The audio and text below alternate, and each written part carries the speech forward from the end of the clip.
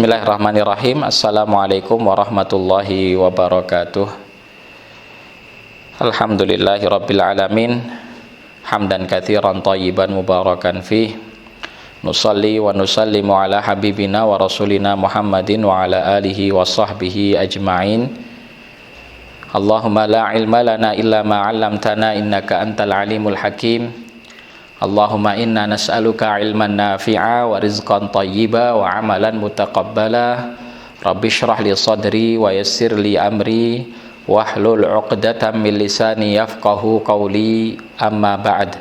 Para aba dan ummahat, ayah dan bunda yang dirahmati dan dimuliakan oleh Allah, alhamdulillah, puji syukur kita panjatkan kepada Allah, Rabb semesta alam, yang telah memberikan kita semua nikmat iman, nikmat Islam, nikmat sehat, nikmat sempat, dan juga kita dimudahkan untuk thalabul ilmi, mengkaji hal-hal yang menjadi kewajiban kita, terutama dalam urusan pendidikan, ya, buat buah hati kita, anak-anak kita, yang kita insya Allah mengharapkan kebaikan dari mereka, ya, setelah kita menghadap Allah Subhanahu wa Ta'ala.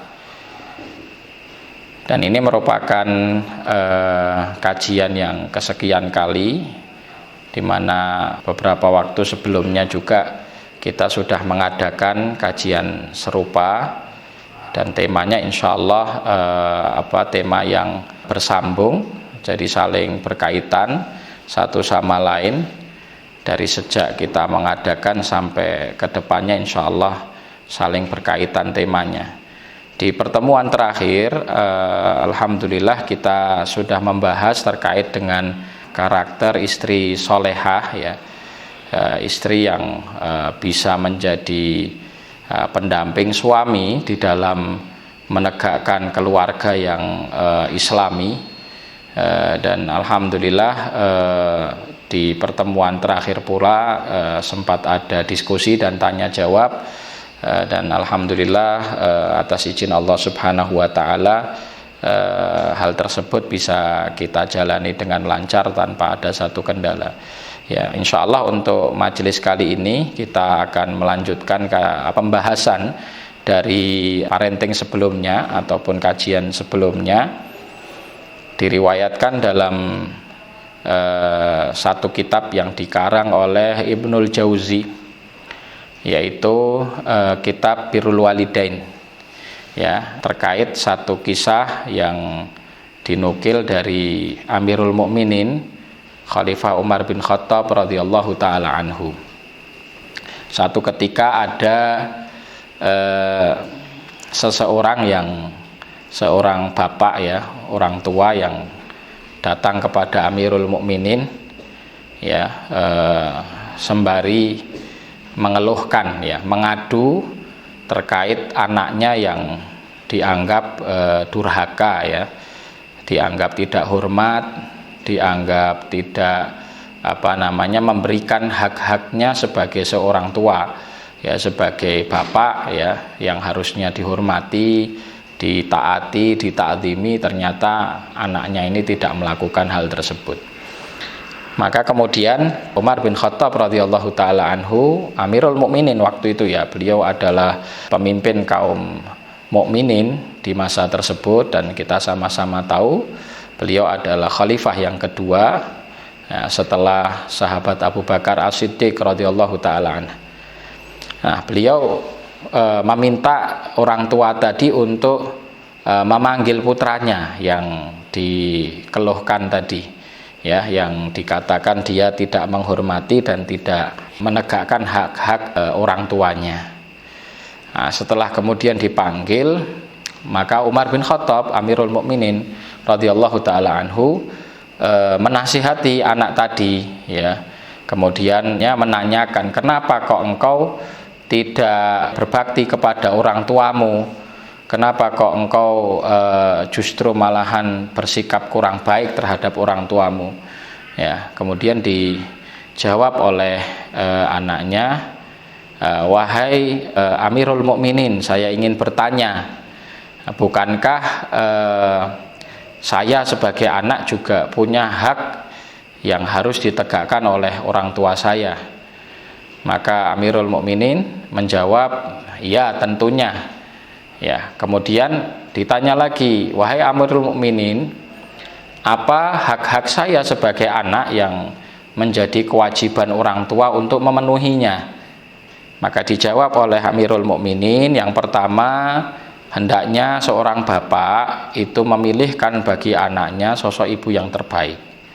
Ya, artinya di dalam proses pernikahan, ya, sebelum nantinya kemudian dikaruniai anak, pemilihan istri ini harus adalah sosok yang baik, ya, sehingga nanti keturunan yang terlahir darinya pun akan memiliki ibu yang baik, ya.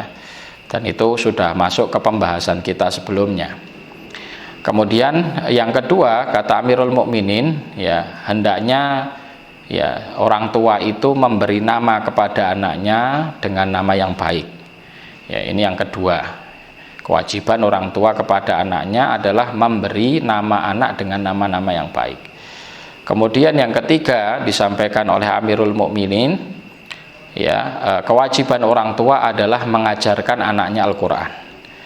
Artinya dia yang mengajarkan atau juga boleh dititipkan kepada orang lain yang punya ilmu Al-Quran untuk mengajarkannya. Nah, setelah itu maka anak tadi, ya, menyampaikan kepada Amirul Mukminin Umar bin Khattab radhiyallahu taala anhu, wahai Amirul Mukminin, sesungguhnya bapakku ini belum memberikan hak-haknya kepadaku, ya, belum memberikan hak-hakku dengan semestinya. Yang pertama, bahwa dia tidak memilihkan ibu yang terbaik bagiku. Sesungguhnya ibuku itu adalah budak perempuan, ya, yang dulunya adalah dimiliki oleh seorang majusi. Itu disampaikan seperti itu, ya, dalam bahasa hadisnya disampaikan bahwa ibundanya anak ini itu adalah zanjiyah, ya. Zanjiyah itu maksudnya adalah budak perempuan, ya. Kemudian yang kedua, bahwa saya dinamai dengan nama yang buruk, ya. Namanya saya dinamai dengan nama Ju'al. Itu namanya dalam redaksi riwayat disampaikan adalah Ju'al, dan Ju'al itu kalau kita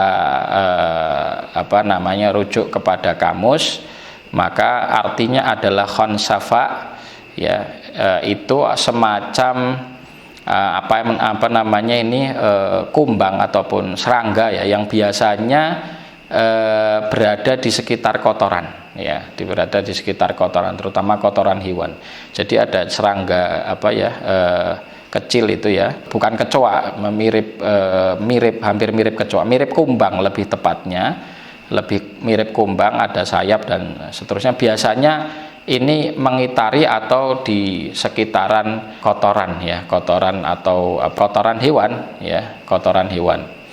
Nah, jadi ini Ju'al, anak ini dinamai Ju'al, ya. Kemudian yang ketiga, bahwa saya tidak pernah diajarkan olehnya Al-Quran, ya, artinya dia mengajar atau dia mengarahkan untuk anaknya tadi belajar Quran atau menitipkan kepada mu'alim Al-Quran, itu tidak pernah dilakukan olehnya orang tuanya tadi. Maka Umar bin Khattab radhiyallahu taala anhu setelah melihat dan mendengar kesaksian dari anaknya ini, dia mengatakan kepada orang tuanya, sesungguhnya engkau yang terlebih dulu menghardiknya sehingga dia membalas untuk menghardikmu. Akok tahu fa'akko alaik, ya, disampaikan seperti itu. Engkau menghardik anak tadi, artinya tidak memberikan hak-hak anak tadi sehingga anak itu pun tidak memberikan hak-hakmu. Dari kisah ini, para ayah dan bunda yang dirahmati oleh Allah, kita bisa mengambil ibrah dan hikmah yang besar itu, ya, bahwa kadang, ya, semacam sikap yang tidak baik, ya, dari anak-anak kita, ya, mungkin sikap melawan, sikap tidak taat, kemudian juga bahkan sampai kepada ukuk ataupun menghardik orang tua, ya bisa jadi karena kesalahan dari kita, ya, sebagai orang tua, sebagai bapak dan ibu, sebagai ayah dan bunda, di mana kita belum memberikan hak-hak anak kita dengan baik. Maka di kesempatan malam hari ini insya Allah materi kita akan membahas seputar hak-hak anak yang itu merupakan kewajiban bagi orang tuanya. Ya, karena kemarin alhamdulillah kita sudah membahas masalah hak-hak suami, kemudian hak-hak istri, ya, dan juga karakteristik dari keduanya. Maka kita akan membahas di kesempatan kali ini hak-hak anak dan bagaimana sih karakteristik orang tua yang ideal bagi anaknya. Para ayah dan bunda yang dirahmati oleh Allah, ya, tentunya untuk membangun peradaban yang besar, ya, yang kita mulai dari keluarga ini adalah dengan mematangkan, ya, bangunan keluarga itu dengan baik dan benar, harus dibangun tegak di atas ketakwaan dan juga ibadah, dibangun di atas nilai-nilai tauhid, ya, dibangun di atas penghambaan, ya, kepada Allah Subhanahu wa taala sebagaimana potret yang dicontohkan oleh Nabiullah Ibrahim alaihissalam dan juga keluarganya, sehingga Allah Subhanahu wa taala memilih, ya, keluarga tersebut sebagai keluarga yang terbaik dibanding seluruh keluarga yang ada dari umat manusia yang pernah hidup, ya. Jadi firman Allah, innallaha astafa Adama wa Nuhan wa ala Ibrahim wa ala Imran alal alamin. Bangun peradaban dari keluarga setelah memperkuat, ya, bagaimana peran suami dan istri, memperbaiki hubungan dari keduanya, kemudian mengukuhkan visi di dalam berkeluarga antara suami dan istri. Maka ketika kemudian suami istri tersebut dikaruniai anak, ya, maka tidak ada yang lebih wajib dari keduanya adalah untuk menjaga, merawat dan mendidik anak tersebut agar tumbuh dan kembang menjadi sosok anak yang soleh ataupun solehah yang ke depan tentunya akan memiliki kebaikan, ya, di dalam pribadinya, dan kebaikan itu akan disebarkan dan diberikan juga kepada orang lain. Ya, inilah hal yang paling pokok, ya, tugas kita sebagai orang tua, ya, dan insya Allah Allah Subhanahu wa taala juga akan memberikan timbal balik dari upaya ini, ya, diantaranya adalah pahala jariah yang tidak akan pernah terputus bahkan ketika kita sudah meninggal, ya. Idza mata ibnu adama in qata'a amaluhu illa min thalath, ya, shadaqatun jariyatun, kemudian ilmun yuntafa'u bihi, wa waladun sholeh yad'ulah. Ada waladun soleh yad'ulah, anak soleh yang mendoakan kedua orang tuanya, ya. Kemudian di antara hal yang mendasari ini juga, ya, perintah Allah Subhanahu wa taala di dalam surat At-Tahrim, ya ayyuhalladzina amanu qu anfusakum wa ahlikum nara wa quduhan nasu wal hijarah. Wahai sekalian orang yang beriman, jagalah diri kamu dan keluarga kamu dari siksa api neraka. Sehingga kita menjaga keluarga termasuk anak-anak kita, mendidik mereka agar tidak terjerumus, ya, sehingga nanti disiksa di api neraka, itu adalah bagian dari kewajiban, ya. Juga firman Allah Subhanahu wa taala, wal yakhshal ladzina law taraku min khalfihim dzurriyyatan dhi'afan khafu 'alaihim falyattaqullaha wal yaqulu qaulan sadida. Hendaknya takut kita semua ketika kita meninggalkan generasi yang lemah, ya, yang kita mengkhawatirkan mereka, ya. Falyattaqullah, hendaknya kita bertakwa kepada Allah dan kita berkata dengan perkataan yang benar, ya. Jadi dalil-dalil tadi ini cukup menjadi pendasaran bahwa membina dan mendidik anak serta memberikan hak-hak mereka dengan sempurna, dengan baik dan benar itu adalah kewajiban. Karena dengan hal ini insya Allah anak-anak tersebut akan tumbuh menjadi anak yang soleh dan soleha, yang insya Allah nanti akan bermanfaat, ya, bagi orang lain, termasuk dan terkhusus di antaranya adalah bagi kedua orang tuanya. Para ayah dan bunda yang dirahmati oleh Allah, hak-hak anak yang harus ditunaikan oleh orang tuanya apa? Yang pertama, ya, tadi sudah kita sebutkan, proses sebelum tentunya nanti dikarunia anak adalah proses pernikahan, memilihkan, ya, ibu yang baik bagi anaknya. Nah, kalau di sini konteksnya perempuan, maka memilihkan bapak yang baik bagi anaknya. Jadi tidak menerima pinangan dari orang sembarangan, sebagaimana yang laki-laki tidak memilih wanita sembarangan untuk dinikahi, tetapi bagaimana dia yang memiliki karakter dan kriteria ya, yang nantinya bisa memainkan peran sebagai pendidik yang baik ya, baik bapak ataupun ibu ketika nanti sudah dikaruniai anak gitu. Kemudian selanjutnya adalah setelah anak ini lahir ya, maka kewajiban orang tua adalah ya memberikan nama yang baik, memberikan nama yang baik. Nah ini terus terang merupakan bagian dari hal yang banyak ditinggal juga gitu, karena trennya sekarang banyak orang tua dari kalangan kaum muslimin itu menamai anaknya justru dengan nama-nama yang ya mohon maaf jahiliyah, bahkan malah lebih senang memberi nama anak yang ada unsur tasyabuh ya kepada orang-orang kafir ya. Ini hal-hal yang sebetulnya tidak tepat gitu ya, apalagi kalau memberi nama anaknya dengan nama-nama yang nyeleneh, nama-nama yang kadang mengandung makna yang juga negatif ya, makna yang kotor seperti itu, atau sesuatu yang nanti nama ini akan dijadikan olok-olok ya di hadapan temannya. Ini juga tidak baik ya. Maka pilihkanlah nama yang terbaik bagi anak, dan sebaik-baik nama ya adalah yang mengandung arti yang baik ya, termasuk di dalamnya sebagaimana datang dalam sunnah, nama yang terbaik adalah ketika ada abdun ya, yang nanti disambungkan, disandingkan dengan Allah ataupun juga dengan salah satu dari nama-namanya yang mulia. Bisa dengan Abdullah, bisa dengan Abdurrahman, Abdurrahim, Abdus Somad ya, kemudian juga Abdul Ilah ataupun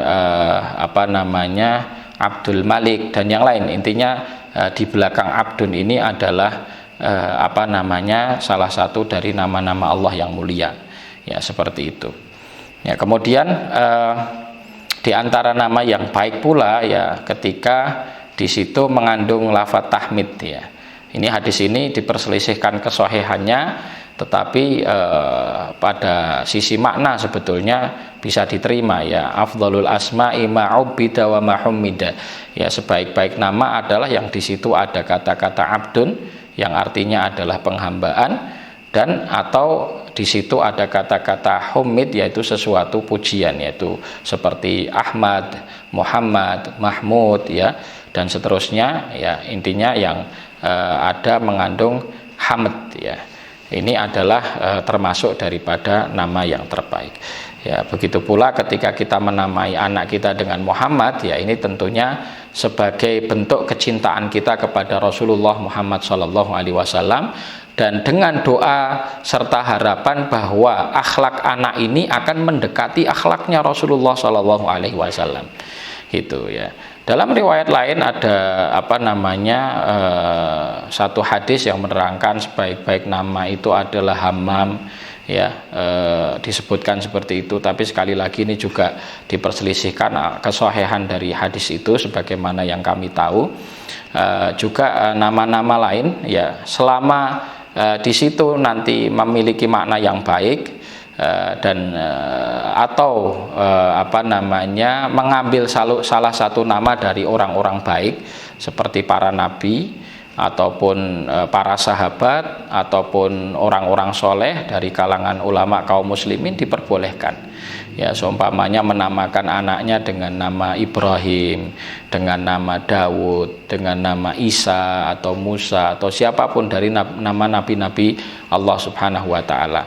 Juga menamai anaknya dengan nama-nama sahabat, dengan nama Umar, Abu Bakar ataupun Utsman, Ali ya, menamai dengan Hamzah, Mus'ab ya, dan nama-nama sahabat mulia, sahabat-sahabat Rasulullah SAW yang lainnya itu. Atau menamai dengan ulama kaum muslimin seperti menamai dengan nama Hanafi, ya dinisbatkan kepada Imam Abu Hanifah, atau menamai dengan Malik, ya Imam Malik bin Anas, atau menamai dengan Syafi'i, ya itu juga diperbolehkan. Menamai dengan Auza'i, ya menamai dengan Fudail, contohnya Fudail itu salah satu ulama kaum muslimin, atau menamai dengan Zahabi, ya Imam Az-Zahabi, atau menamai kecintaan kepada Syekhul Islam Ibnu Taimiyah, anaknya dinamai Ibnu Taimiyah contohnya. Meskipun nanti di situ Ibnu Taimiyah berarti ini anaknya dari Taimiyah begitu ya, ada representasi itu. Tapi tidak masalah, orang insya Allah paham bahwa ketika ada anak dinamai Ibnu Taimiyah maksudnya adalah mengikuti salah satu ulama dari kaum muslimin yang luar biasa, yaitu Syekhul Islam Abul Abbas Ibnu Taimiyah Taqiyuddin, ya Ibnu Taimiyah Al-Harrani rahimahullahu taala. Itu. Jadi ini permasalahan nama ini terus terang adalah salah satu yang sekarang juga banyak ditinggal oleh kaum muslimin, ya banyak yang terkena syubhat untuk menamai anaknya dengan nama-nama yang kurang baik. Ya, kemudian setelah diberikan nama yang baik, ya kewajiban orang tua tentunya adalah memberikan hak secara materi, ya istilahnya adalah nafkah zahir, ya nafkah secara materi, ya kepada anak ini, karena anak ini adalah butuh makan, membutuhkan asupan gizi, maka nafkah lahir bagi anak ini menjadi kewajiban orang tua, ya tentunya sesuai dengan kebutuhan di fase usianya, ya ketika sudah mulai tumbuh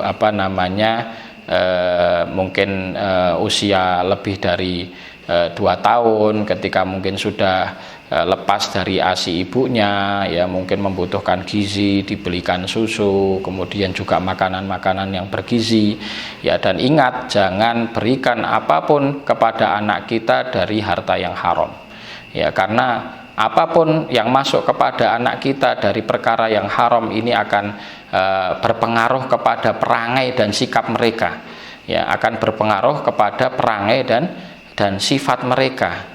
Ya, suatu saat pernah satu kisah dari Imam Abul Ma'ali Al-Juwaini, ya beliau ini adalah ulama kaum muslimin kalau nggak salah, kalau tidak kurun keempat, kurun kelima Hijriyah, ya beliau suatu saat diskusi berdebat dengan salah satu ulama, kemudian hasil daripada debat tersebut intinya ada beberapa permasalahan yang dia itu lupa gitu. Maka beliau mengatakan, ya bisa jadi lupa dan kesalahan yang ada pada diri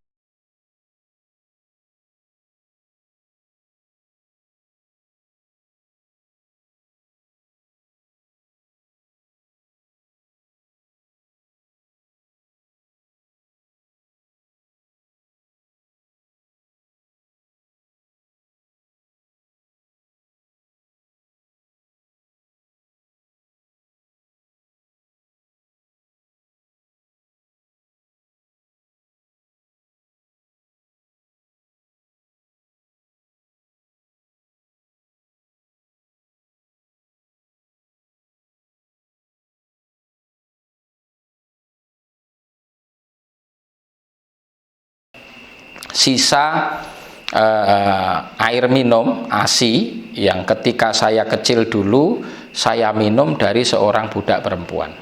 Jadi kisahnya ketika beliau kecil, ya masih bayi, dalam kondisi menangis dan ibunya waktu itu tidak ada, maka tiba-tiba ada budak dari keluarga tersebut, ya budak perempuan, ya yang waktu itu juga dalam kondisi menyusui, itu langsung memberikan ASI-nya kepada Abul Ma'ali Al-Juwaini, ya kemudian dia sudah meminum beberapa teguk dari ASI tersebut sampai ketika bapak dari beliau, ya ayahanda dari Imam Abul Ma'ali Al-Juwaini ini melihat, seketika itu langsung beliau meminta untuk dilepaskan susuan tersebut. Seketika itu pula di balik badan beliau, ya seorang Abul Ma'ali yang masih bayi waktu itu, di balik badannya, kepalanya di bawah, kakinya di atas, kemudian dipaksakan untuk memuntahkan apa yang sudah diminum dari ASI tersebut. Ya, maka kisahnya sudah dimuntahkan sebagian darinya, tetapi kata beliau bisa jadi ada yang masih tersisa, sehingga menjadikan efek beliau itu lupa terhadap beberapa permasalahan yang sebelumnya sudah beliau hafal. Ya, jadi sampai kepada itu efek harta haram ya yang ada pada tubuh seseorang ya. Maka ketika kita mengharap anak-anak kita ini menjadi anak yang soleh ataupun solehah, padahal kita tidak memberikan kepada mereka rizki dari jalur yang halal ya, maka bisa jadi harapan kita ini hanya merupakan angan-angan belaka. Para ayah dan bunda yang dirahmati oleh Allah ya, permasalahan kewajiban memberi dari harta yang halal ini juga disebutkan oleh seorang ulama kurun ke-8. Beliau adalah Al-Imam Muhammad Syamsuddin Ar-Ramli ya.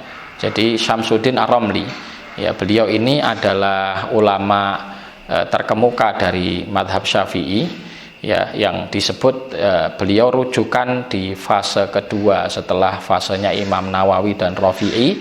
Maka rujukan di dalam mencari pendapat yang muktamad atau pendapat yang kuat dalam mazhab Syafi'i adalah kembali kepada Imam Ar-Ramli dan juga Imam Ibnu Hajar Al-Haythami rahimahumullahu ta'ala. Beliau menulis satu kitab bagus sekali.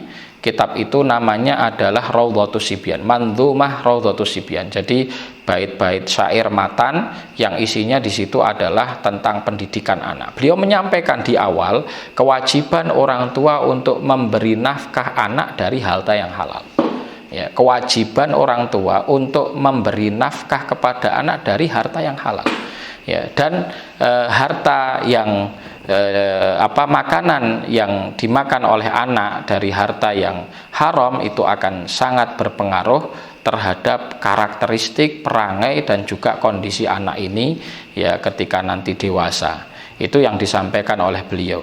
Ya, intinya terkait dengan nafkah lahir tadi, sejak anak mulai lahir ya, kemudian sudah berada di tengah-tengah kita ya, maka sejak saat itu kewajiban bagi orang tuanya untuk memberi nafkah sesuai dengan kebutuhan yang dibutuhkan di fase umurnya. Nah, selanjutnya terkait hak anak yang harus ditunaikan oleh orang tuanya ya, sebagaimana tadi kita bahas adalah bagaimana orang tua mendidik ya karakter anak dengan pendidikan yang baik, mengarahkannya untuk berakhlak mulia, kemudian menjauhkannya dari karakter-karakter yang merusak, dari virus-virus yang merusak kepribadiannya, kemudian juga karakternya. Ya, ini adalah kewajiban orang tua. Ya, dan siapapun orang tua yang melalaikan kewajiban ini, maka pada hakikatnya dia telah berdosa dan akan dimintai pertanggungjawaban di sisi Allah Subhanahu wa taala. Ya. Dalam sabda Rasulullah SAW, ya, kullukum ra'in wa kullukum mas'ulun an ra'iyatihi. Setiap dari kalian itu pemimpin dan kalian akan dimintai pertanggungjawaban atas apa yang dipimpin. Ya, dalam hal ini adalah anak ya, bagi kita sebagai orang tua pada hakikatnya mereka adalah pihak yang kita pimpin dan kita pemimpinnya, maka kita yang nanti akan ditanya oleh mereka ya, oleh Allah Subhanahu wa taala atas hak-hak mereka.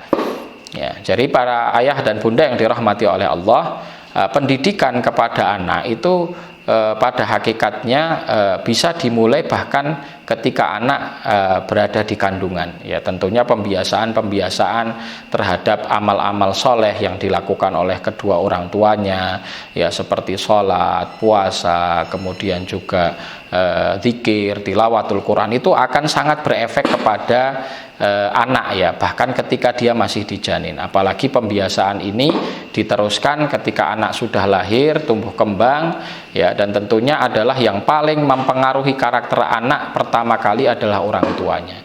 Kenapa demikian? Karena orang tua adalah pihak dan sosok yang paling dekat kepada anak. Ya, bagaimana tidak, anak terlahir ya pasti dia akan dekat kepada orang tuanya. Ya, dia dekat kepada ibunya, dia dekat kepada bapaknya, darah daging mereka mengalir di tubuh anak tersebut, ASI daripada ibu juga konsumsi oleh anak ini dan menjadi darah daging baginya. Ya, kemudian juga di kehidupan keseharian, ya, bangun tidur yang dilihat pertama adalah orang tuanya, keseharian yang dilihat adalah orang tuanya. Maka apa yang menjadi karakter dari anak ini pada hakikatnya adalah cerminan daripada karakter orang tua tersebut. Ya, jadi para ayah dan bunda yang dirahmati oleh Allah, ya, mendidik tentunya adalah satu proses yang membutuhkan, ya, kesabaran, ya, karena membutuhkan waktu yang lama, membutuhkan ketelatenan, ya, dan tantangannya juga besar. Ya, insya Allah ini akan menjadi pembahasan khusus kita di kesempatan yang akan datang. Kemudian kewajiban orang tua, ya, selain mendidik karakter tadi juga adalah memberikan ilmu, ya, memberikan ilmu kepada anak-anaknya.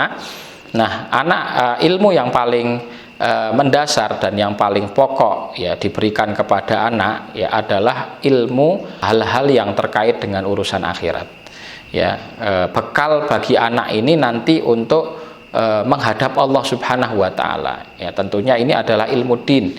Ya, ilmu din itu adalah ilmu seputar mengenal Allah, mengenal Rasulnya, dan mengenal dinul Islam. Mengenal Allah, mengenal Rasulnya, dan mengenal agama Islam. Itu adalah ilmu yang paling wajib untuk diketahui anak. Ya, maka pendidikan berupa pemberian ilmu, tadi kita bahas masalah pendidikan pembentukan karakter. Nah, ini sekarang masalah pemberian ilmu yang paling utama dan wajib diberikan kepada anak adalah hal-hal yang terkait dengan mengenal Allah, mengenal Rasulnya, dan mengenal agama Islam. Ya, mengenal dinul Islam. Ya. Jadi dari sejak kecil anak harus dikenalkan siapa Allah, dikenalkan siapa itu Rasulullah, kemudian diajarkan kepada mereka, ya, perkara ibadah, terutama yang wajib, ya, seperti sholat, ya. Apalagi ketika anak itu sudah beranjak, ya, hampir masuk usia tamyiz 7 tahun. Ya, karena nanti ketika sudah usia tamyiz, kewajiban orang tua untuk memerintahkan anaknya sholat. Gitu. Meskipun anaknya belum wajib sholat, tapi orang tuanya sudah wajib memerintahkan anaknya sholat. Ya, artinya ketika anaknya sudah diperintahkan untuk sholat, ya, anak ini harus tahu tata cara sholat. Maka kapan pengajaran sholat? Tentunya adalah pada masa sebelum tamyiz itu. Ya, dan insya Allah anak-anak kita, ya, dari usia 4 tahun, 5 tahun itu sudah bisa kita ajarkan sholat dengan baik dan benar. Ya, kemudian di antara ilmu yang pokok juga yang harus mereka ketahui setelah mereka belajar apa yang wajib bagi mereka, ya, mereka juga harus mengenal tentang permasalahan halal dan haram. Ya, ini boleh, ini tidak boleh, ya, ini dosa, ini tidak dosa. Itu harus dipahamkan kepada mereka. Ya, terutama ketika mereka sudah masuk fase-fase usia tamyiz dan sudah beranjak hampir dewasa, ya. Karena nanti ketika dia itu sudah balik, sudah dewasa, maka setiap amal yang dilakukan oleh mereka akan menjadi tanggungan dosanya, ya, ditanggung mereka sendiri. Sedangkan ketika mereka ini masih di usia prabalik atau sebelum balik, maka apa yang menjadi kesalahan dan kekurangan mereka tidak dihisap oleh Allah Subhanahu wa taala. Ya, tapi ketika sudah balik, ya, ini sudah masuk hitungan, ya, ketika dia meninggalkan kewajiban berarti berdosa, ketika dia melanggar satu maksiat berarti berdosa, dan seterusnya. Itu. Jadi para ayah dan bunda yang dirahmati oleh Allah, ya, tadi setelah mendidik karakter, ya, bagaimana anak ini diajarkan adab-adab yang baik, ya, kemudian dijaga dari segala bentuk yang merusak karakter mereka. Kemudian selanjutnya adalah pemberian pengajaran yang terkait dengan yang terkait dengan urusan agama, ya, urusan yang wajib, urusan yang pokok bagi mereka. Selanjutnya orang tua juga punya kewajiban untuk mengarahkan anaknya, ya, memberikan pengarahan kepada hal-hal yang bermanfaat bagi kehidupan mereka, memberi pengarahan kepada hal-hal yang bermanfaat bagi kehidupan mereka. Bisa diajarkan tentang skill, ya, life skill, kemudian juga diajarkan kemandirian, ya, bagaimana dia bisa hidup mandiri, tidak bergantung kepada orang lain, ya. Ini bagian dari realisasi tadi, waliyahsyalladzina law taraku min khalfihim dzurriyyatan dhi'afa. Karena anak yang tidak mandiri itu adalah anak yang tidak kuat, ya, anak yang lemah, ya. Otomatis ketika anak itu tidak mandiri, mereka adalah lemah, ya. Dan bagaimana seandainya anak-anak kita, generasi penerus kita itu adalah sosok-sosok yang, ya, masih bergantung kepada orang tuanya, bahkan ketika mereka dewasa masih ngatung, ya, istilahnya seperti itu, ya, masih meminta-minta kepada orang tuanya, tidak bisa mandiri. Terkait life skill, ya, untuk membangun kemandirian mereka, ya, artinya tidak harus sebetulnya sampai kemudian anak ini punya pekerjaan, kemudian dia punya penghasilan sendiri, bukan seperti itu yang dimaksud, tetapi bagaimana pengarahan dan pengajaran secara global. Ya, justru yang saya garis bawahi di sini adalah bagaimana anak bisa mandiri, ya, bagaimana anak bisa mandiri, punya tanggung jawab dan tidak bergantung kepada orang lain termasuk orang tuanya. Gitu. Kemudian di antara kewajiban orang tua kepada anaknya, ya, adalah bersikap adil. Bersikap adil, ya. Tentunya banyak dari orang tua yang diberi karunia oleh Allah Subhanahu wa taala putra dan putri, ya, lebih dari satu, ya, ada yang 2, ada yang mungkin sampai 10, 12, ya. Tentunya ketika anak itu lebih dari satu, pasti akan ada rentan potensi untuk pilih kasih dan tidak adil. Ini tidak diperbolehkan di dalam syariat, ya. Maka suatu saat dalam satu hadis yang diriwayatkan oleh Nu'man ibnu Bashir radhiyallahu taala anhuma, bahwa orang tuanya, ya, Bashir ini datang kepada Rasulullah sallallahu alaihi wasallam. Kemudian dia mengatakan, "Wahai Rasulullah, saya ingin memberikan kepada anak saya Nu'man, ya, satu harta." Kalau nggak salah waktu itu satu bidang tanah atau apa itu yang disebutkan dalam hadis, ya, saya agak lupa. Yang jelas ada satu harta yang dimiliki oleh orang tuanya ini ingin diberikan kepada putranya, yaitu Nu'man, gitu. Maka kemudian Rasulullah SAW bertanya kepada Bashir ini, bapaknya Nu'man, ya, apakah engkau juga memberikan kepada saudaranya Nu'man sesuatu yang serupa? Maka dijawab oleh bapaknya, tidak, wahai Rasulullah SAW, saya hanya memberikan kepada Nu'man saja.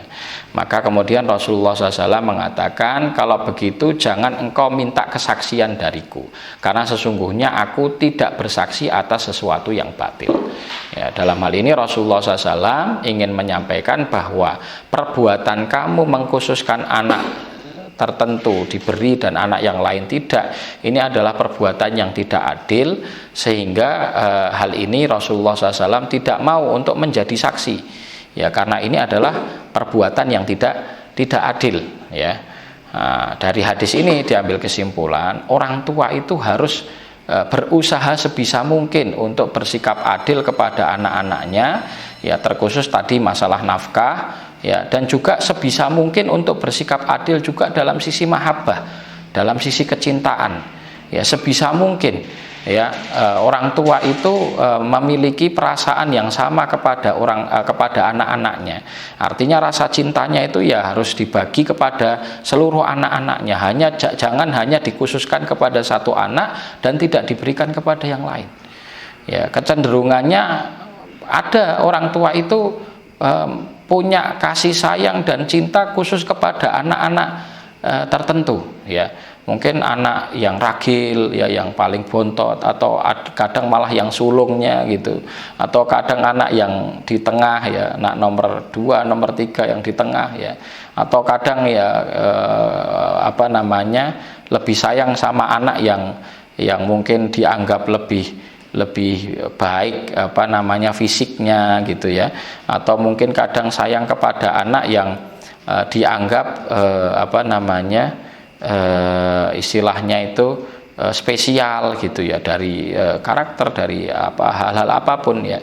Nah, ini tidak diperbolehkan di dalam syariat. Jadi orang tua itu dituntut untuk bersikap adil ya. Jadi ini khulasah ataupun kesimpulan dan ringkasan dari kewajiban orang tua ya terhadap anak, yang itu merupakan hak-hak bagi anak tersebut ya. Seperti yang sudah kami sampaikan ya, urutannya dari mulai memilihkan ibu yang baik, kemudian memberi nama, kemudian memberi nama yang baik, kemudian memberikan nafkah zahir ya, kemudian dari harta yang halal tentunya garis bawahnya tadi, kemudian mendidik ya, mendidik karakternya, memberikan ilmu ya, ilmu yang wajib yang harus dipelajari, termasuk yang tadi disinggung oleh sahabat Umar bin Khattab radhiyallahu taala anhu adalah mengajarkan Al-Qur'an ya, kemudian juga memberikan pengarahan kepada hal-hal yang bermanfaat bagi hidupnya, seperti pemberian pembekalan, skill ya, dan hal-hal yang bermanfaat untuk kemandiriannya. Dan yang terakhir adalah berbuat adil bagi anak-anak tersebut ya. Para aba dan ummahat, ayah dan bunda yang dirahmati oleh Allah ya, anak itu aset yang berharga ya. Setelah kita mencoba dan berusaha untuk menunaikan kewajiban kita kepada mereka sebisa mungkin, semaksimal mungkin, maka nampaknya tidak sempurna dan lengkap kalau kita tidak menambahkan doa yang kita panjatkan terus-menerus kepada anak kita ya, buat anak kita, mohon maaf. Jadi doa yang kita panjatkan terus-menerus buat anak kita ya, meneladani apa yang dicontohkan oleh Nabiullah Ibrahim alaihi salam ya. Beliau termasuk sosok nabi yang banyak sekali mendoakan anak keturunannya ya. Di antara firman Allah yang menggambarkan tentang ini,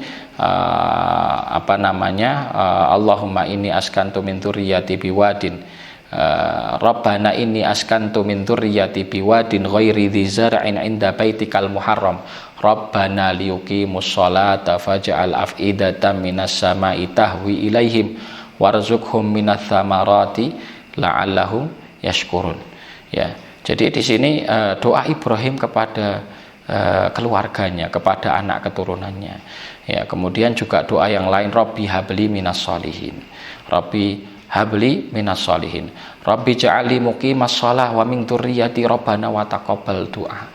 Jadi selalu ketika Ibrahim itu berdoa itu tidak pernah lupa untuk menyisipkan doa itu kepada anak keturunannya. Maka wajar ketika kita dapati bahwa Ibrahim dan keluarganya ini adalah sebaik-baik keluarga ya. Anak keturunannya dua-duanya nabi semua, cucu-cucunya juga menjadi nabi dan rasul yang meneruskan risalah kebaikan bagi dirinya. Ini tidak lepas dari barokah doanya Nabi Ibrahim alaihi salam ya. Nah, ini kadang kita mengeluhkan kekurangan anak kita masih susah, bandel, nakal, tapi kita lupa untuk banyak mendoakan mereka ya. Ini juga sesuatu kekurangan yang kadang justru dari orang tua itu sendiri ya, tidak banyak mengintrospeksi dirinya ya, belum memberikan sesuatu yang maksimal kepada anak-anaknya. Maka wajar mungkin ketika anak masih belum baik, belum mau birrul walidain, masih mungkin ada karakter dan perangai yang kurang tepat ya. Nah, ini bisa jadi karena belum banyak kita doakan. Di antara doa juga yang diajarkan oleh Al-Qur'an, walladzina yaquluna rabbana hablana min azwajina wa dzurriyyatina qurrata a'yun waj'alna lil muttaqina imama. Ini sudah ada contohnya semuanya ya, sudah ada contohnya semua di dalam Al-Qur'an ya, doa-doa yang baik, doa-doa yang indah ya, dicontohkan oleh Al-Qur'an ya, sebagaimana dulu juga diucapkan oleh Nabiullah Ibrahim alaihissalam, bisa kita pakai dan boleh kita tambahkan dengan doa-doa umum yang lainnya, dengan lisan kita ya, dengan sesuatu yang bisa kita ungkapkan, karena insya Allah Allah subhanahu wa ta'ala maha mendengar doa ya, dan Allah maha mengetahui. Maka insya Allah doa yang tulus dari dalam hati kita, terlebih kita panjatkan di waktu-waktu yang doa itu mustajab, ya khusus kita tujukan kepada anak kita, ya ini akan menjadi satu senjata yang paling dahsyat ya di dalam kita mendidik dan kita mengharapkan kebaikan bagi kesolehan anak kita. Ya, para ayah dan bunda yang dirahmati oleh Allah, nampaknya kami cukupkan sekian dulu materi yang bisa kita bahas di kesempatan malam hari ini terkait hak anak yang harus ditunaikan oleh kedua orang tuanya, dan terkait bagaimana sih karakter orang tua ideal, insya Allah akan menjadi materi kita di pertemuan yang akan datang, insya Allah biidznillah ta'ala. Semoga dimudahkan semua. Ya, kita cukupkan untuk majelis ini dengan hak anak yang harus ditunaikan oleh kedua orang tuanya, dan selebihnya nanti akan kita lanjutkan dengan session diskusi. Barakallahu fikum wa sallallahu wa sallim wa barik ala Muhammadin wa ala alihi sallama tasliman katsira. Kullu lahmin nabata min malin haram atau kullu lahmin ghuddiya min malin haram fannaru aula lahu au kama qala Rasulullah SAW, ya kurang lebih seperti itu. Mana saja dari satu tubuh ataupun daging yang tumbuh dari harta yang haram, artinya diberi makan asupan dari harta yang haram, maka neraka itu akan lebih layak baginya gitu. Jadi tempat kembalinya di neraka jahanam, waliyadzubillah. Kemudian efek di dunia sebagaimana tadi saya sampaikan ya, kisah dari Imam Abul Ma'ali Al-Juwaini ya, ketika dia minum dari budaknya. Jadi kenapa kok orang tuanya ini sampai khawatir, karena yang disampaikan dalam riwayat bahwa budak ini tidak menjaga diri dari hal yang haram gitu. Maka ketika si budak tadi memberikan ASI kepada Abul Ma'ali ya, padahal budak tadi memakan barang yang tidak halal, ya tentunya ini akan memberi efek, memberi athar itu. Dan disampaikan sama beliau, ya ini kenapa kok saya ketika munadharah, ketika berdiskusi itu ya kalah, dan mungkin ada beberapa argumen yang dia itu lupa, ya diantaranya disampaikan gara-gara permasalahan itu.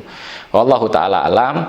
Ya intinya secara athar ya itu pasti ada, ya bisa jadi ketika anak kita itu susah diarahkan kepada amal soleh atau kebaikan, atau mungkin punya perangai yang keras, kasar, ya mungkin bisa dievaluasi. Bisa jadi ada hal-hal yang masuk ke tubuh dia yang kurang baik ya, dan ketika itu sudah terjadi ya dibersihkan, ya diantaranya dengan kafaratnya adalah dengan banyak bersedekah. Demikian.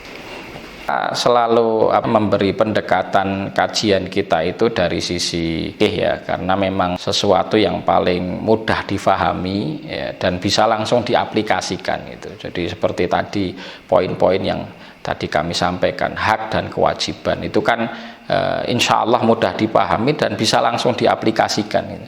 Kalau di sini adalah ayah dan bunda yang sudah punya anak ya tinggal bagaimana kewajiban-kewajiban yang tadi sudah kami sampaikan. Tentunya kan kewajiban pertama dan kedua sudah lewat karena menikah sudah ya, kemudian anak lahir, memberikan nama sudah ya, tapi tetap masalah pemberian rizki dari rizki yang halal itu akan terus berlaku.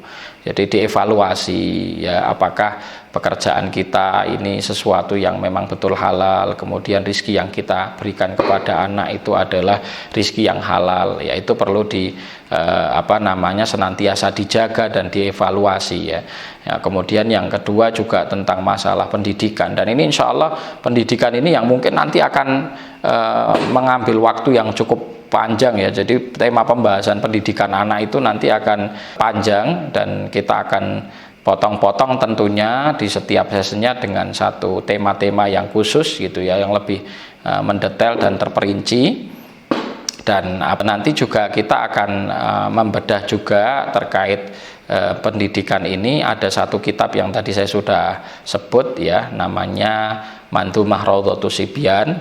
Ya, ini ada 110 bait yang di situ isinya adalah bagaimana sih orang tua didik anak gitu. Intinya di situ seperti itu, bagaimana orang tua didik anak, apa yang harusnya dia lakukan. Dan insya Allah bahasanya Artinya materi-materi yang diangkat oleh beliau itu materi yang mudah dan bisa kita praktekkan, ya, dan mudah dan bisa kita praktekkan. Sering begini, saya kadang juga dikeluhi oleh beberapa wali atau beberapa orang tua yang kadang dia itu punya semangat untuk saya pengen jadi orang tua yang baik, Ustadz. Kemudian ketika saya mendapatkan materi-materi tentang bagaimana orang tua zaman salafus soleh dulu itu, kita betul-betul terinspirasi, termotivasi, tapi seakan-akan kalau pengen jadi seperti itu kok bagaimananya kami tidak tahu gitu. Jadi sesuatu seakan-akan hanya jadi satu khayalan, satu mimpi yang entah bisa terrealisasi atau tidak gitu. Ya, maka nanti kaitan dengan orang tua yang ideal, ya saya akan menyampaikan poin pokoknya sebetulnya adalah orang tua ideal itu orang tua yang bisa menegakkan kewajibannya bagi anak. Sebetulnya seperti itu saja, simpel gitu ya. Orang tua yang ideal itu orang tua yang bisa memberikan anak hak-haknya. Ya, itu artinya seminim-minimnya itu seperti itu. Ya, nanti plusnya ya tentunya ketika dia itu punya ilmu, dia bisa jadi qudwah, kemudian orang tua ini bisa mengajarkan anaknya secara langsung, bisa membersamai anak secara langsung. Nah, itu lebih ideal lagi gitu. Tapi seminim-minimnya idealisme orang tua ataupun orang tua yang ideal, mohon maaf, itu adalah orang tua yang bisa memberi ataupun bisa menegakkan kewajibannya kepada anaknya. Ya, artinya hak-hak anak ini tidak ada yang terzalimi. Itu adalah orang tua yang baik. Ya, seperti itu. Agar tidak bias gitu. Ketika saya pengen orang tua yang baik, saya pengen jadi seperti orang tuanya Muhammad Al-Fatih contohnya ya. Saya pengen jadi seperti ibundanya Imam Syafi'i itu. Ya, itu bisa dijadikan inspirasi bagi kita, memotivasi untuk kita lebih baik. Tapi kalau hanya melihat sosok tanpa tahu bagaimana, nah ini kan akhirnya menjadi kebingungan lain bagi para orang tua. Nah, maka pendekatan kita dari fikih ya tujuannya adalah untuk lebih memudahkan. Ya, sekedar kita itu mencari harta yang halal, kita menegakkan ibadah, tidak merusak anak dengan akhlak-akhlak yang buruk yang kita lakukan atau yang mereka lihat dari orang lain ya. Termasuk yang disampaikan oleh para ulama tarbiyah juga bahwa ya, kunci kebaikan bagi anak itu adalah menjaga pergaulan. Nah, ini nanti insya Allah kita bahas panjang lebar, tapi saya tambahkan di sini, yaitu kewajiban orang tua menjaga anak tadi adalah bagaimana dia bisa menjaga pergaulan anak. Ketika pergaulan anak baik, insya Allah anak baik. Ya, dan sering kerusakan yang menimpa anak kita itu dimulai awalnya dari pergaulannya. Itu dia salah milih teman, salah milih lingkungan, kemudian rusak itu gara-garanya di situ. Ya, wallahu taala alam. Ya, jadi tadi ya saya sampaikan tentang masalah pendidikan. Sebetulnya tidak lazim ya, tidak lazim orang tuanya ini sendiri yang mendidik. Dia bisa sebetulnya menitipkan anak kepada orang lain dengan dia bayar orang tersebut untuk mendidik anaknya, dan ini sudah ada dari sejak zaman salaf dulu ya. Bahkan anak-anak dari para pemimpin kaum muslimin itu juga banyak yang dididik oleh orang lain karena kesibukan orang tuanya di dalam urusan umat. Terlebih kita juga mengenal ya bagaimana para sahabat dulu itu kan mereka sering safar ya, futuhat ya, kadang mereka berjihad ke satu tempat itu sampai berbulan-bulan tidak pulang. Jadi kadang lama tidak lihat anaknya. Ya, lama nggak lihat anaknya, lama tidak membersamai. Tapi bukan berarti mereka menelantarkan. Ya, ini beda artinya ketika menelantarkan dengan meninggalkan tadi. Meninggalkan belum tentu menelantarkan. Kalau dia meninggalkan untuk satu kewajiban, itu satu. Terus yang kedua, bahwa anak itu dengan keluarga dan anaknya sudah terjamin secara sisi nafkah lahirnya gitu. Kemudian yang ketiga juga ada tanggung jawab dari orang tua sebelum meninggal terkait tentang skema pendidikan anak. Ini pada dasarnya orang tua tidak dosa dalam hal ini. Hanya satu, ketika orang tua itu bisa ikut andil langsung dalam mendidik anak, maka pahalanya akan lebih besar. Selain dia pahala menunaikan kewajiban, maka dia juga ikut memberikan ilmu kepada anak itu. Nah, ini tentunya catatan seperti ini boleh saya sampaikan hanya bagi orang tua yang berilmu. Ya, maksudnya mendidik dalam arti mengajarkan kepada anak satu nilai ilmu tertentu. Ketika orang tuanya memang dalam tanda kutip mohon maaf itu tidak mengilmui satu permasalahan dalam urusan agama, itu sebetulnya tidak harus dipaksa untuk dia mengajar kepada anak itu dengan keterbatasan orang tua tadi ya. Seminim-minim kewajiban yang bisa ditegakkan oleh orang tua ini ya itu adalah ketika dia bisa menjaga anaknya tadi dari pengaruh buruk. Ya, kemudian yang kedua, dia bisa memberikan suri tauladan yang baik kepada anak tersebut dalam urusan ibadah, dalam urusan sikap, karakter. Ya, nah ini insya Allah dengan itu sudah cukup. Kemudian atau apa istilahnya ya pandemi itu ya. Kemudian sekolah belum masuk, anak banyak di rumah, orang tua banyak disibukkan mendidik anak, bingung dia, anak saya ini mau saya apakan, mau saya ajari apa. Kenapa kok kita tidak membiasakan anak kita untuk mengerjakan sesuatu yang dikerjakan di rumah gitu ya. Artinya begini, terutama untuk anak-anak yang mungkin masih di usia belia ya, mungkin usia tamyiz 6 tahun 7 tahun, itu pembiasaan mengerjakan pekerjaan rumah itu juga bagian dari pendidikan sebetulnya. Jadi kalau di situ itu uminya punya pekerjaan apa, kenapa nggak dilibatkan saja anaknya, diajari. Kalau orang tuanya juga di rumah seumpamanya, kenapa nggak diberikan kepada dia atau diajak untuk dia ini mengamalkan hal-hal yang bermanfaat bagi kemandirian dia contohnya gitu.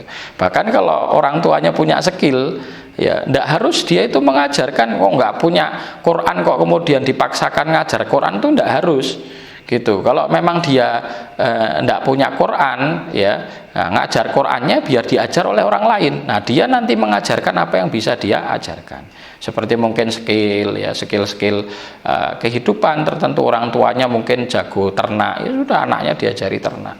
Di rumah diajari ternak.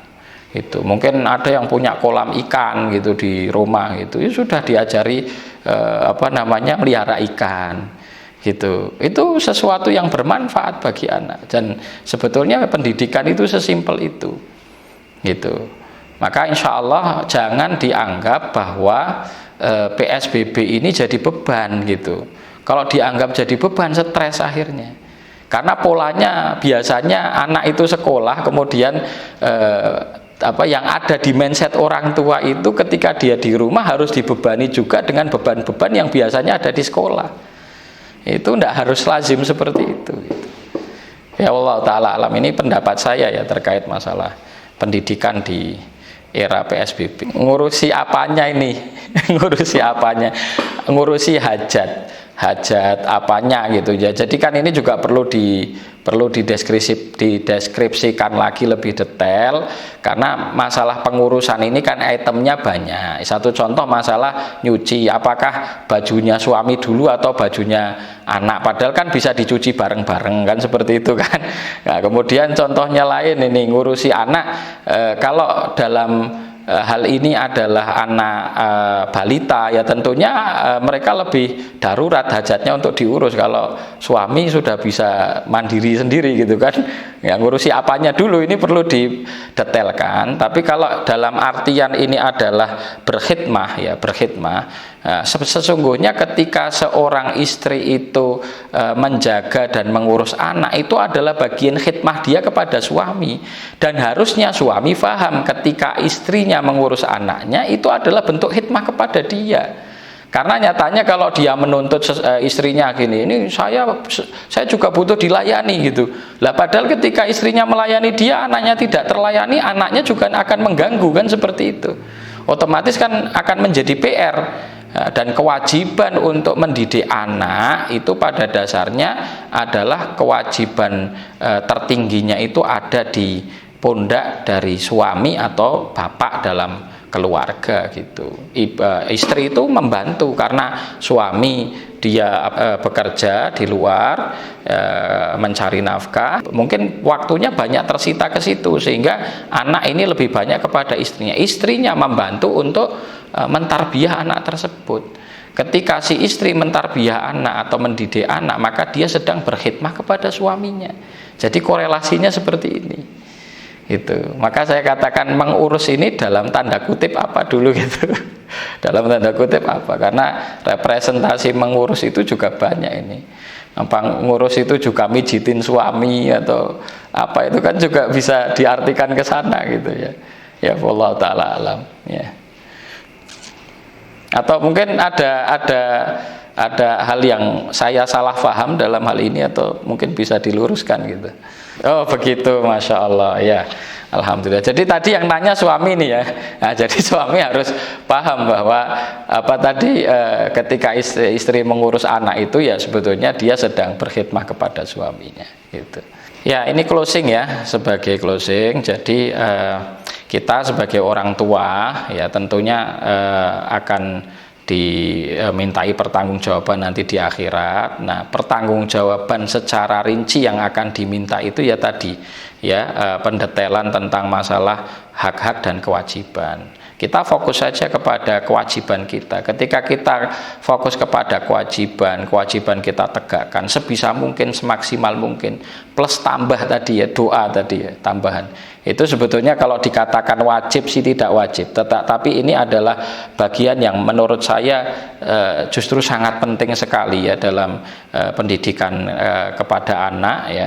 Ketika kita ini sudah memaksimalkan itu, saya yakin insya Allah Subhanahu wa Ta'ala akan memberikan kepada kita rizki anak-anak soleh dan soleha yang berbakti kepada kita, yang mendoakan kita, dan insya Allah akan menjadi aset bagi kita yang menghadirkan pahala tanpa batas nanti di akhirat gitu. Dan sebelum nanti ditutup juga ya, saya insya Allah gambaran di majelis kita yang akan datang ya, telah menyelesaikan tentang permasalahan hak-hak dan kriteria tadi, insya Allah akan langsung masuk kepada pembahasan kitab Raudhatus Sibyan ya, Manzumah Raudhatus Sibyan, karena di situ nanti ada pendetailan terkait masalah mendidik anak dan kewajiban orang tua dalam mendidik anak itu secara secara nilai fikih ya. Jadi insya Allah lebih mudah untuk dipahami ya, semoga dimudahkan untuk kita bisa menyelesaikannya. Demikian.